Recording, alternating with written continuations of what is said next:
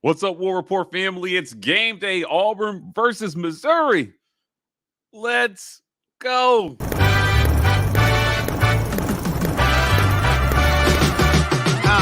Pregame, halftime, and post the whole time the chat live. We around our folks, but we gon' keep the chat tight, keeping out trolls. That's why you gotta get your green name on, your pregame on, cause ain't nobody doing it better, reviewing it better, building rapport so you in tune with the players, with some quick prize picks so you can scoop you some cheddar. Get your mug or your shirt with the letters. Game time.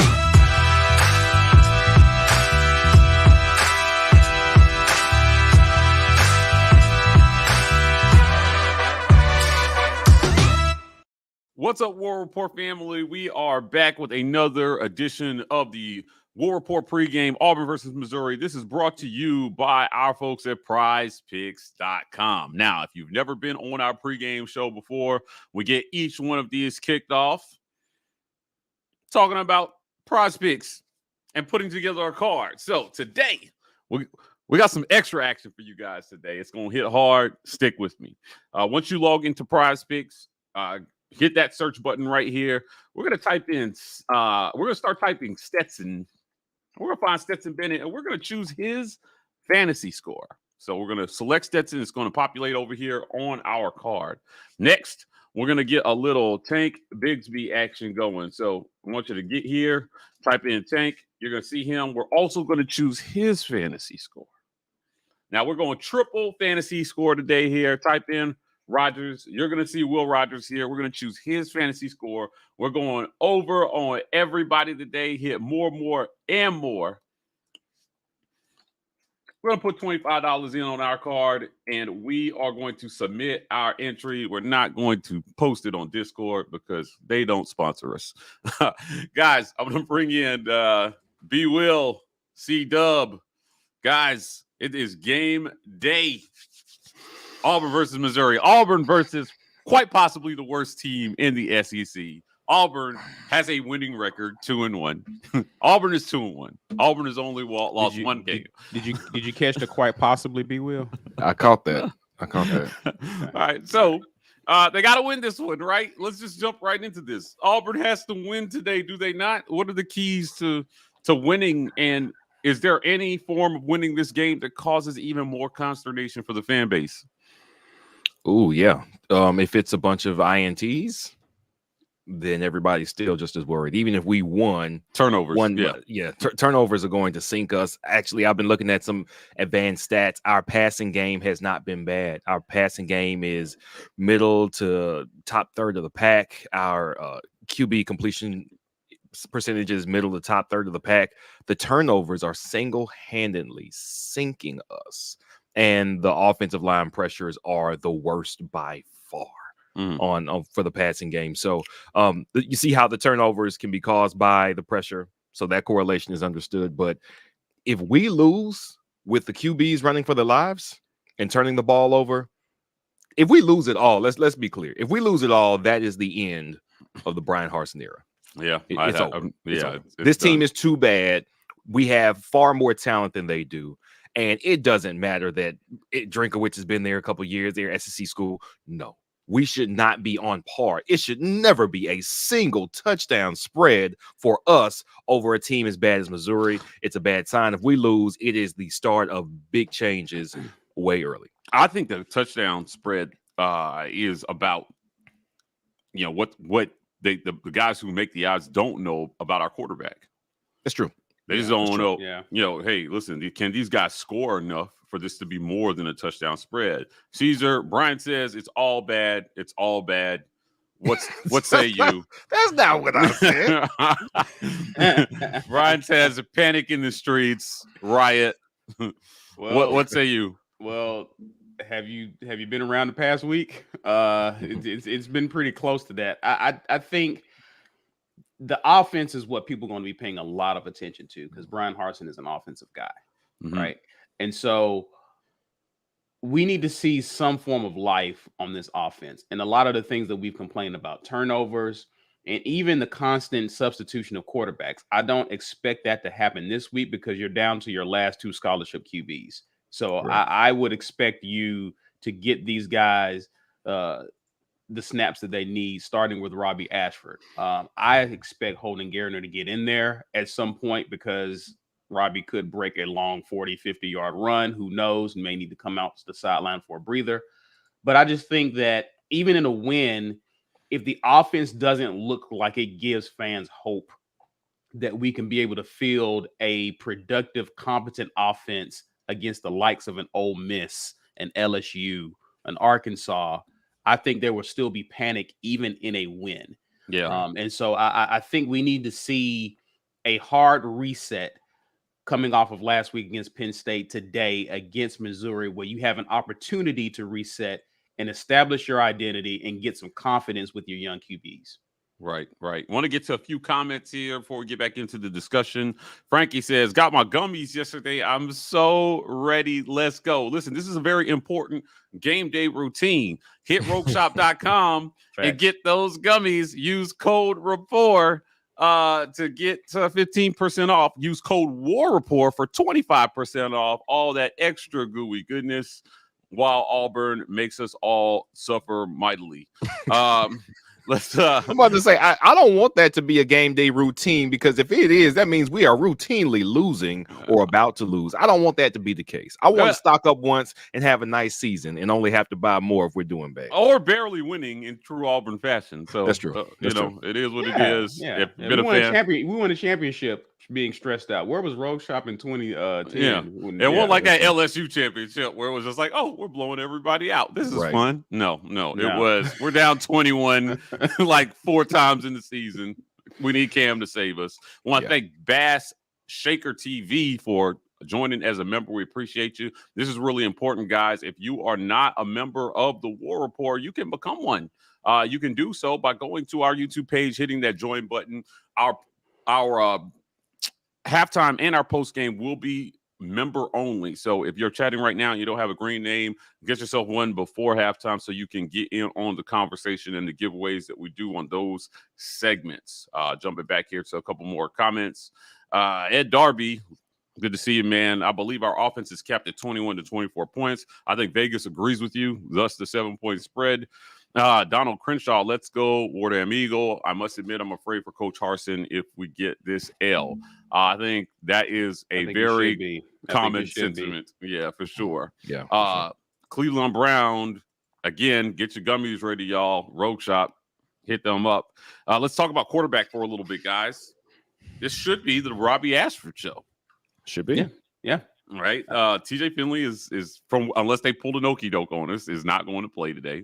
Mm-hmm. Zach Calzada, I reported pregame, is out there in pads, but we've been told that he's going to shut it down for the season. He is having surgery on Monday. So he may be available today, technically, if he's put on pads. Who knows? But for what we understand, Robbie Ashford is going to start this game. Holden Gardner is going to be in the number 2 for this one. What does Robbie Ashford have to do, man, to put a lock on this job going into LSU next week? Well, that depends a lot on what the coaches have prepared him to do. Right. That's the big question is, have they said, you know what, our offense works. We're just going to tweak here or there with a little personnel, but come out and do the exact same thing we have been doing the first 3 weeks with Robbie? Then it might not be the best product. If they have scrapped the early game plan, kept some things that works. I mean, you built a structure on which you build an offense, and hopefully you can keep that structure and change a lot of the offense suited to Robbie, suited to some other personnel changes. I think I saw somebody put in the chat that Coy's a starter. Good. Coy's a starter. I hope that doesn't come at the sacrifice of Malcolm Johnson being the starter, because hey, you can have him out there too. If they've made the correct personnel changes and the play calling changes that suit the personnel that we have healthy right now, I think it's a big chance that we could actually win this going away. 31-17, 35-17, something like that. If they are stuck on the offense that we've seen up to this point with the worst pass protection in the conference, then it may be either a lot closer than we want it to be, or it may be a loss. That's how I see it. Yeah. Caesar. I think they to B. Will's point, we need to see a game plan that sets Robbie up to be successful.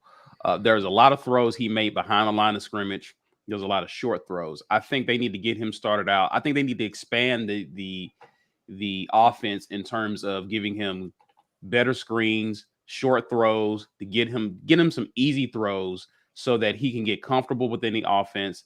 I think we should see a heavy dose of Tank in this game. Our running backs. We need to lean into our running backs. This is a defense, a Missouri defense that averages 118 yards on the ground. They've played some cupcakes against Kansas State on the road. They gave up 235 yards. There's no reason why we shouldn't establish a run. Get Robbie Ashford comfortable back there to where he doesn't have to press. He doesn't have to try to make plays. He doesn't have to look over his shoulder today. So set him up with some easy passes, 0 to 9 yards, get his confidence going, and then you can work in some intermediate throws, get the expanding offense. And I think, to B. Will's point, if we're able to do that on offense, take the pressure off the defense, no turnovers, don't put the defense in bad situations because of turnovers, we could run away with this. We just have to make sure we manage our young QB effective today and set them up for some success. Yeah, Robbie, this is a chance that not a lot of young people get. Now we're only 4 games into the season. This is game 4. And the season's, despite what people are projecting, the season currently is not out of hand. You are 0 for 0 in the SEC, and you're taking over as the starting quarterback at Auburn University. This is an opportunity that not a lot of people get. So, a lot of people will talk about the O-line. I really feel like, it's a lot of bad O-lines in our league this year. Find a way to get it done. Now, I will say this for the people watching, because these are our faithful that join us here. I had some intel that said we're still going to see a lot of 12 personnel. I'm disappointed with that. I'm disappointed that there may not be more 4 receiver sets. I hope that intel was bad because the tight ends don't seem to be getting it done. They're getting penalties. They're dropping balls. They're not holding blocks. It has been a rough year for the tight ends that we anticipated was going to be one of the best position groups on this team. Mike, I'll be honest. I want to see something different because, to your point, what we've done has not worked. But the question is, can this staff pivot from what they have leaned into over the past several weeks? That was going to be my concern with change, and how well could we execute? Remember going into Penn State, we were concerned that this team had trouble executing 12 personnel. How do we have confidence that they can execute something completely different, assuming that they've been working on it in the offseason? I wasn't sure about that. So it doesn't surprise me that we're sticking with this game plan or with this type of approach, because I'm not quite sure if doing anything different at this point would yield a different result. For sure. Listen, if you don't know what 12 personnel is, that's 2 wide receiver set, 2 tight ends, running back, and a quarterback out of the shoddy. It's not been working. It doesn't provide a lot of looks, and your tight ends have to be really dynamic in a 12 personnel set. They haven't been. Nobody respects it. Inflexibility or the inability to be flexible, I think, is going to be the end of Brian Harsin if we don't see something different. J-Dog, I'm sitting here in our seats waiting to see us play a good game today, hopefully. We are all hoping that, J-Dog. And I think that's the sentiment of your most optimistic fans, is we're hopeful, but we don't have any expectation. Really. Right now they haven't given us any reason to expect that. Cody Jones, I've reinforced my windows before this game because I live on the 3rd floor. Smart. Things could be flying out of those windows by halftime. James McAlpine. I don't know how bad Mizzou is, but I also don't know how good we are. They're not good. I'm telling Mizzou's you. Bad. They're not a good team. This is a team where if you lose this game, it's not about your talent. Right. This is about a bad plan. And so I've been arguing with people all week about the talent on this team. Auburn has plenty of talent. Mizzou does not. Right. Nicole Frazier, B. Will said it, cancel the turnovers. Oh, Nicholas Frazier, I'm sorry. Made you a girl there. B. Will said it, cancel the turnovers and slow down the pressure on the QB, and Auburn is fine. I don't know how much you're going to slow down the pressure on the QB, but you can call plays that take advantage of the pressure that gets through. You got to get the ball out of QB's hands, more screens, Robbie Ashford moved the ball against Penn State. Yeah. They crossed the 50 multiple times. You know, when Penn State over pursued, he was going down the field 55 yards. They got a chance. I wonder if that version of this offense will work if they can finish drives. So we'll see. Yeah. Nicholas, again, Robbie Ashford should lock up the starting QB position today. I think it's a different game plan for Robbie. I'm not so sure about that. So get your gummies ready. I hope it is. Yeah. Dustin Pace, I can't make a prediction until I see how these guys come back from last week. If they aren't carrying themselves right, we will lose, fellas. Is Missouri worse than San Jose State? Yes. They might be. Yeah. I said this. This. They might be a worse team than San Jose State. You have to win this game. You have to win it, and you have to look convincing winning it. Let's get to the other side of the ball. Let's talk defense here over the back half of this pregame show. What do we want to see from the defense, man? Still, this is the 0-3 version of no touchdowns through early in the season, no turnovers yet for the Auburn defense. Now, they have forced some fumbles and had some almost interceptions, but it has not resulted in a single turnover yet this season. What do we want to see on defense? There's a feeling. Remember when everybody thought Schmedding called the Iron Bowl? Couldn't have been Derek Mason. No, couldn't have been, right? Right. And now everyone's complaining about how much we're sitting back in zone.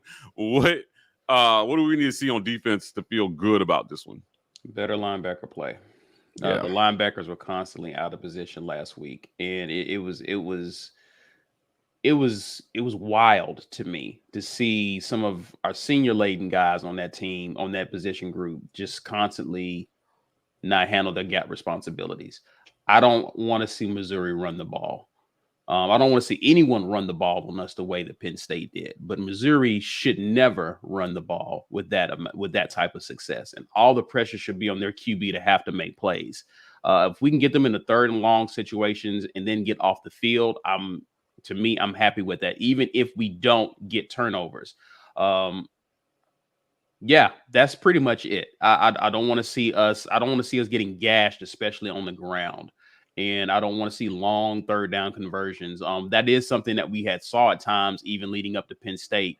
We get them in the 3rd and long, and then just give up the conversion. Right. I don't want to see that today. That's going to be back-breaking, and with so many questions on the offensive side of the ball, we need to make sure that we get off the field. The defense may have to play a good bit today, depending on how things go. So you don't want to give up those types of plays. I agree. B, on defense, man, again, no turnovers, not a whole lot of pressure on the quarterback. We're getting sacks for sure. So they're trying to get after it. What do you need to see today? I need to see pressure, relentless pressure, more so from the one-on-one matchups that Derek Hall wasn't winning. For him to be the prospect he is for the NFL, I expected him to win more often. I expect Eko Leota to win more often. Eko Leota was getting held like nobody's business last game. So some of that was because of that. But I expect us to get pressure, and not necessarily because we blitz. We weren't blitzing particularly well. That's something that Ike noted after he watched the film the last game. We're late getting there. We're getting there. It seems like the defense hasn't quite figured out who to send, who's going to be good at getting sent, which is, I think they actually changed safeties today. Caden Bridges is one of the starting safeties. And all these linebackers, as C noted, they weren't necessarily in the run spot. We're seeing now the effect of not having a instinctually good linebacker in the middle of your defense in Zakoby McClain. It doesn't matter if he wasn't the biggest. It doesn't matter if he wasn't the fastest. He was there all the time where he needed to be. But linebacker is developmental. And that's one thing about these guys here. None of them have been that guy, because Zakoby was that guy for 2-3 years. So now is the opportunity where these guys can have gone through it just a little bit. And hopefully we see that next step for them, because we need them to be effective in a way that I'm still taken back. Like, seeing linebacker play like that after having not seen it for so many years, it was shocking. And I'm really hoping that they find their fit, they hit their gaps, and we can keep them in front of us. But on the D-line, win those one-on-ones, man. Get that pressure without having to send somebody, because I'm not sure we're ready and in sync enough to send somebody effectively quite yet. Yeah, winning those one-on-ones is going to be certainly important. As far as the D-line is concerned, Derek Hall and Eko Leota are going to be really important, I think, in getting to this quarterback. Our guy John Miller from Locked On, shout out to him, came on Wednesday and told us that Missouri leads Power 5 teams in tackles for loss on offense. Yeah. So they get tackled in the backfield a lot. And Auburn has to get back in there on them, do they not? Like, you know, how many sacks in this one for us to feel good? Like 8 sacks? More than 3 would make me 8 happy. sacks? Yeah. No, wait, sorry. I'm dreaming big today. 12 sacks. You're right. You're right. Okay. Remember Honk if you sacked Brody Croyle? Well, listen, we need a game like that? If we sack them that many times, then they are worse than San Jose State, because San Jose State gave up a lot of sacks going into the game against us, and we didn't sack them, I don't think, at all in that game. Their quarterback played the game of his life versus us. That is very true. He had a great game. He had a great game. I say 3. I say 3 sacks total. 3 sacks total? Okay. But at least 5 total tackles for loss between, of course, sacks and just stops on whoever's in the back. And you know, even if you don't get to them, I want to see a disruption, right? You can a pressure in some cases is just as good as a sack. So you're disrupting the timing of their offense. I just want to see their offense be disrupted, and they're not on schedule. If you can do that, I don't care about the number, even though it'll be great if we had 8 to 12 sacks, Mike.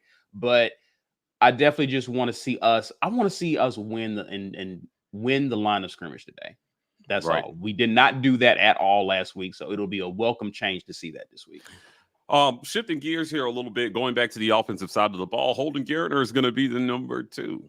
Now, there were some comments by some people's parents early this week about a 2 QB system being disguised as a quarterback competition, and you know, I think today will tell us a lot about that comment, right? Because I don't want to see Holden Gertner coming in and out of the game today. I don't. Yeah, either Robbie's doing well and he plays, or he's not, and you bring the young gun in. But you know, how much will fans' head explode if we're rotating QBs today? How disappointed will you be to see that? If it happens mid-drive on a drive where we're moving the ball, that will be disappointing.